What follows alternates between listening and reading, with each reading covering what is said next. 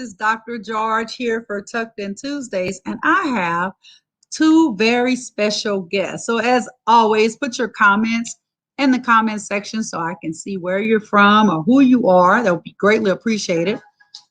I have two books tonight. The first one is Don't Call Me Fuzzybutt by Robin Newman, illustrated by Susan Batori. And if I didn't say that right, she'll tell me. The second book, Josh didn't write this book, but of course, Josh could write a book if he wanted to. But Josh is really big on literacy, and he's from Legacy Community Healthcare, and they're doing something with little readers. And so I thought, how appropriate would it be to read a book, celebrate going to the doctor? So I'm going to bring them in, and I have a couple of messages. Hi, Mike. It's 8:30 p.m. Eastern time, and it's story time. Yes. And my first guest that I'm going to bring out is the same time where she is. So there's Robin, Mike. And for those of you that are Central Time, there's Josh. So there's Josh. So hi, Tony. Hello, Tony. How are you? And hello, Ava, Ari, and Pop Pop. It's always good to see you. So as I said, I have two books. Hi, Miss Helm. Hi, Richardson. Renisha Richardson. How are you? So my first book will be Don't Call Me Fuzzy Butt. But before I read, Robin, I've had you on before with the Peacocks a long time. Long time ago. A little bit about what inspired you to write Don't Call Me Fuzzy Butt. My son, Noah, when he was around, I think he was probably in third grade or so, he came home one day and said a word that I personally will not repeat. And so I started working on a book called Bear Said a Bad Word. And after about a year of revisions of the book, it became very clear that it was more than just saying a bad word, but it was about name calling and the hurt that comes with all of that.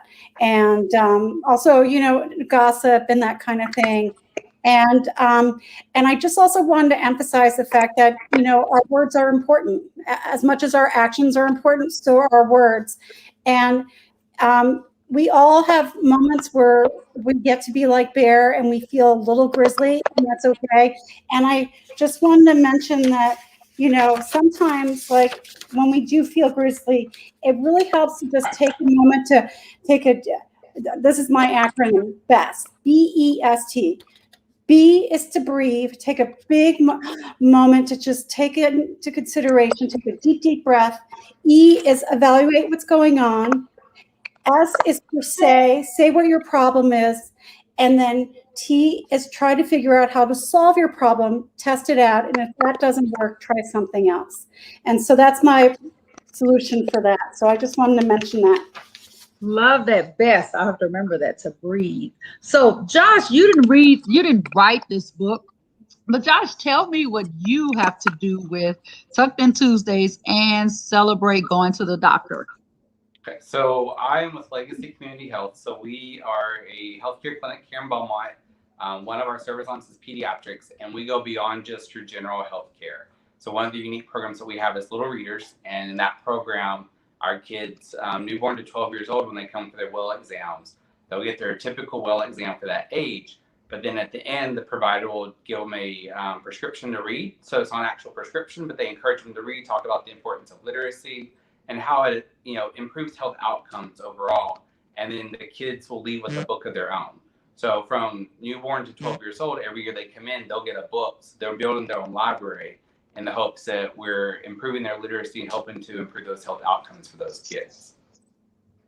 Love that. So there it is, Robin. And Robin never met Josh, and Josh never met Robin, and I've never met Robin. But here we are, all for the same point, the point of reading and establishing a love of reading. And it starts with Little Readers with Legacy Community Health. And then great authors like Robin inspire us to read. So let's start reading Don't Call Me Fuzzybutt by Robin Newman. Okay, here we go. Don't Call Me Fuzzybutt. That's the name of the book. I love the title. Thank you. Yes. So I'm going to mute you, Josh, for just a second. Yeah. So you had a little feedback, Josh, but I muted Josh, but he's still there. All right, so here we go. Bear needed a lot of sleep, 243 and a half days to be precise. Anything less, and he turned grizzly. But Bear had a problem. He was a very light sleeper. The slightest noises woke him. Falling pine needles, rustling rustling leaves, and a single raindrop. Oh my goodness. I would be a grumpy bear. So he knitted earmuffs and a sleeping cap. Hi, Miss Rumsey. He posted signs everywhere. And he chopped down trees to make a sturdy front door to keep the noise out of his den. On hibernation day, Bear took off his bunny slippers, put on his jammies, and turned out the light. Before Bear could say salmon and honey on toasted pumpernickel bread, he was asleep. Maybe I need to start saying that before I go to sleep. Salmon and honey on toasted pumpernickel bread. Now, Woodpecker was also having a problem. He was a master carpenter with a specialty in real estate development. He loved building houses. Every day he pecked holes in his favorite pine trees to make his perfect houses. 20 pecks per second, to be precise. Hi, Joel. But lately, his houses were disappearing. What happened to my rustic ranch, cozy cottage, and solar-powered duplex? Woodpecker went looking. Oh, this can't be good. He asked Rabbit, who talked to Mouse, who called Squirrel. No one had seen a thing. He posted flyers around the neighborhood and even offered a reward. One morning, Woodpecker noticed something on the ground. Is that my door? Woodpecker took a closer look. Wait a second. And that's part of my roof. Woodpecker kept his eyes glued to the ground. There he found bits and pieces from each of the perfectly pecked houses he had built. And these bits and pieces became a trail that led him straight to the bear's new front door. My houses, exclaimed Woodpecker, but all of his houses were destroyed. So Woodpecker went straight to work. Peck, quiet, Bear grumbled. Peck, peck. Bear pulled the covers tight and started counting buzzing bees. Peck, peck, peck, and peck. That last peck was the last straw. Bear's fur bristled, his brows twitched, his nostrils flared, and from his very big mouth, with very sharp teeth, 42 to be precise, he roared a mighty roar. Hi, Miss Owen. Who's the pesky feather butt making that noise? Rabbit, Mouse, and Squirrel could not believe their ears. Bear called Woodpecker a feather butt. Rabbit gapped to Mouse, who then blabbed to Squirrel. Uh-oh. Excuse me. Did you call me a pesky weather butt? Asked Woodpecker, flying right up to Bear. That wasn't nice. No, I called you a pesky feather butt. Good night. Bear crawled into bed, tossed the pillow over his head, switched off the lamp, and quickly fell back asleep.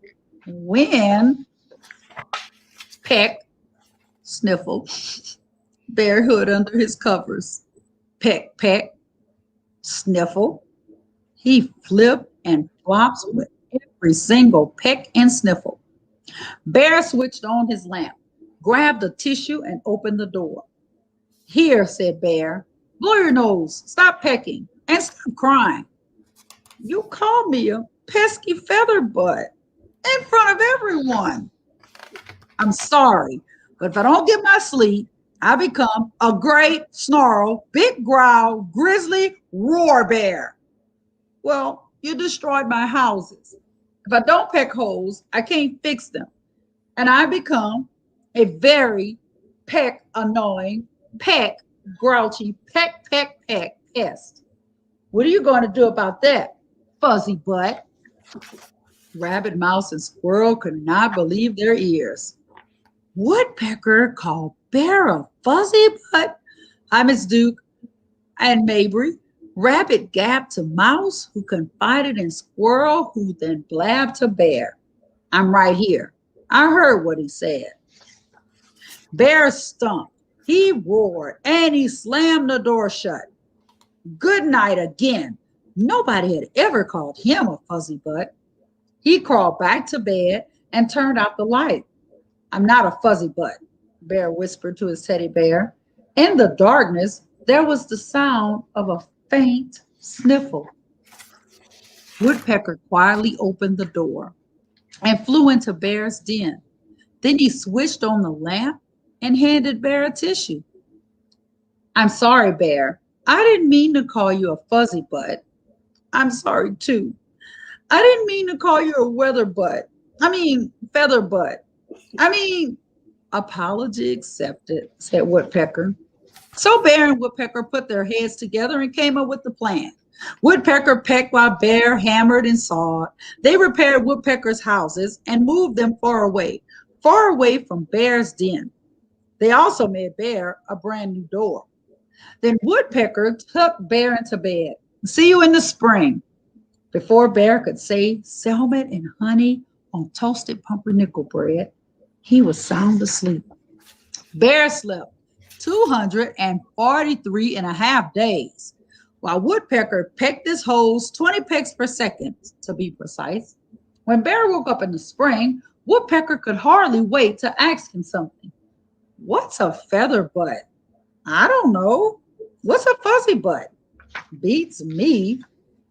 The end. So I love that book. Thank you. So where can they purchase this book? You can buy it everywhere. You can buy it. I purchased it on Amazon, but you can get it anywhere. Yeah. If you could kindly support your independent bookstores, that's also very much preferred. So they need our business these days. Yeah. Love that. I don't know if we have independent bookstores, do we, Josh? I don't know if we have any smaller ones here, to be honest. I know we have a couple like resale ones, but I don't know if we have any, ones that get the new books in. We need to fix that. We need that here. That's It's all about shopping local these days, supporting our community. Very true. So if you happen to have your local Barnes and Noble, just support them. It's just if that's the smallest bookstore you've got around. Yeah. Barnes and Nobles, and I think that's it. Barnes and Nobles, and I don't think we have Books A Million anymore in the mall. No, it's Second and Charles now, which I think is affiliated with Books A Million. Mm-hmm. Second and Charles, that's right. So hold on, don't go anywhere, Robin, because we're going to talk about you. Can't wait to hear Josh's book. Hey Shay, hey B, and hi Kelsey and B. So celebrate going to the doctor. So MVP Kids, Real MVP Kids, is also our business partner, and they're housed in Arizona. So they have an author named Sophia Day, but that really isn't the author. It's a pseudonym because they don't want to take away from what the book is, so they never put the real author's name. So that's pretty cool. So here we go. And Josh did not write this book, but we're reading this book because of little readers. We'll talk about that again. We're going to see the doctor today. Before we go, let's have some play, just like mommy and daddy do. A doctor helps take care of you. Your baby is crying. Boo, hoo, hoo. I love you too, Kelsey. A doctor takes care of scrapes and falls, just like you're fixing your baby dolls. The doctor helps when you're feeling ill, yucky throat, fever, chills. She checks us out from head to toe. Check, check, check. You're good to go. Now my turn is coming soon. I'm sitting in the waiting room, making friends with other kids. Watch the fish go swishy, swish. Hi, champ. Let's check your height and weight. You've grown so much. You're looking great. Pull up the ruler, clickety-clack. Looks like you're growing right on track.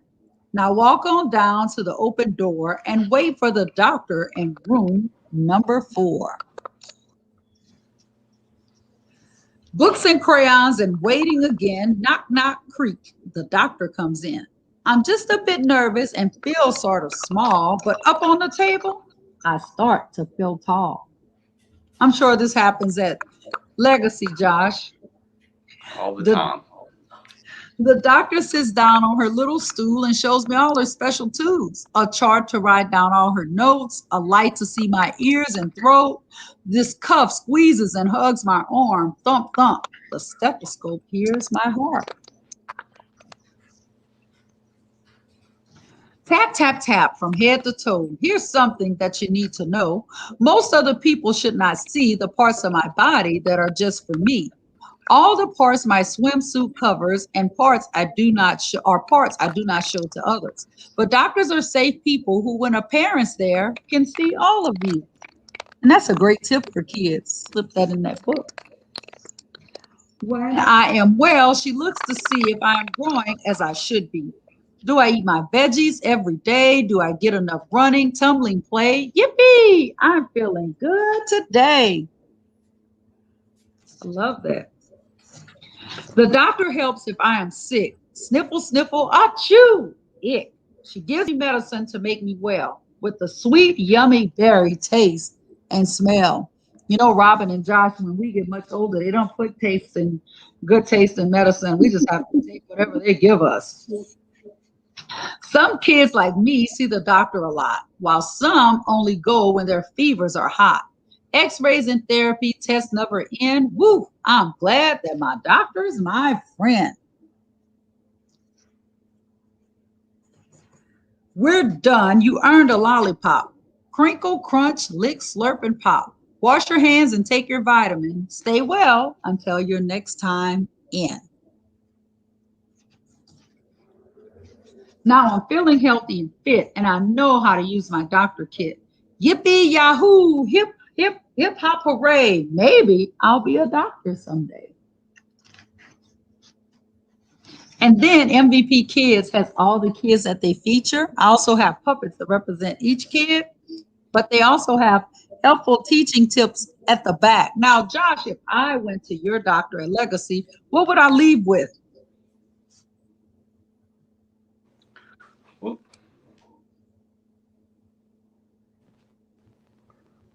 Sorry, technical difficulties today. So with our pediatric patients, when they come in for their well visit, rather than leaving with a lollipop, they actually leave with a book. So they'll get a book. They're encouraged to read to their parents read to the kids. And we kind of push that love for literacy because we go beyond just taking care of them when they're sick, or as in the book, making sure that they're on track for growth and just becoming healthy. We want a healthy body, and we want them to have that love for literacy, so that way as they get older, they are able to maintain their health, take care of their health, and really just promote a healthy living. And literacy really helps them in the long run with their health. So every kid that comes in from newborn to 12 years old, they leave with a book of their own to start creating their own library. And so it's a really, really great program that we love. We do a lot of great things at Legacy. Our Little Readers program is something that just is a little bit different than when you go to, most pediatricians, you'll get the lollipops and the stickers, and we focus on the literacy and promoting that love for reading. So, Josh, how can people help Legacy's Little Readers program right now? So we are, this Thursday, we are doing our Legacy Little Readers Giving Day. And so it's a social media campaign to where we're trying to raise money to purchase 20,000 books. And those 20,000 books will go to our kids in our clinics across Beaumont to Houston. We're trying to raise this money so that way we can continue to grow the program and really put more books in the hands of children, so that way we can share that love for literacy that all of us here at Legacy have. Reading's a key part of growing up. A lot of people don't realize that the more that you read, it increases that literacy rate, which then helps you to make better health decisions and manage that health care, whether it's when you become an adult, learning how to read the STEM rate that you get when you go to the doctor, or reading prescription bottles on how to take medication. There's so much that goes into it that literacy is so key to health outcomes as kids grow up. Love that. So Mabry says that she's healthy, but her pawpaw needs help to get well. So we're going to say a prayer for your pawpaw, Mabry. But now is my favorite part. We do a takeaway. What is your biggest takeaway from Don't Call Me Fuzzybutt, Robin? I really think it's think about your actions and your words, and try to be a good friend. And before you say something, it's okay to be angry. It's okay to be frustrated. We all go through those things. But before you speak, and before you say something that you might regret, think about it before you do anything. And then, as I said earlier in the program, I can't overemphasize, that if you do try to take a moment to breathe, evaluate, say what's bothering you, and then test out and try out a way to solving a problem. And if that doesn't work, try something else. So Love, love that. Josh, your biggest takeaway from Don't Call Me Fuzzy Butt. So mine was actually the best, the acronym. I mean, I can use that on a daily basis. So that was really awesome.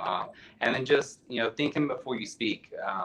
We, heat of the moment, when we get upset, we want to say things, but once it comes out of your mouth, it can't be taken back. So just to pause and really think about what's going on, and, keep other people in mind, because everything you say is going to affect yourself and somebody else. Love that. And hi, Miss Angelique and Malachi. My biggest takeaway from this book is sometimes we say things and we're mean. We don't even know why we're being mean. And possibly it's because the other person was mean. So moving forward, hi, TJ Shay, long time no see. My biggest takeaway is that sometimes before we react, we need to sit back, think, and do the best acronym that you said before we respond. So I'll remember that. The next one, biggest takeaway from Celebrate Going to the Doctor. Robin, what's your biggest takeaway? I think I love these books, and I'm so glad that you're giving out books rather than lollipops. I love the whole idea about promoting literacy as being part of your health and being part of your growth too. That's just fantastic. And I think it's really great that I don't know if this is the first book in your series, but explaining that visiting the doctor is like going to see a friend. And you're, building a relationship with your friend through the years. And I just love the whole concept and idea behind it. And I hope your program does exceptionally well. It's a great idea. Love that. Josh?